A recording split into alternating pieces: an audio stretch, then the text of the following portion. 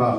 এবং যেটা করে মন থেকে করে। আচ্ছা একটা কথা বলো যদি এইটা আমার তোমার কাছে জানতে ইচ্ছে করে, এই যে এতগুলো এত মহিলারা একসঙ্গে ছিলেন, এটা একটু স্টিরিওটাইপিক্যাল কোয়েশ্চেন, কিন্তু আমি করতে চাই, ঝগড়া টগড়া হতো না? ঝগড়া তো দূরের কথা, মানে শুটিং শেষ হয়ে গেলে যেই বলতো প্যাক আপ তোমাদের, তখন একই হোটেলে ছিলাম, কিন্তু আর দেখা হবে না, ও মা রাত্রির আর দেখা হবে না, চলে যাচ্ছে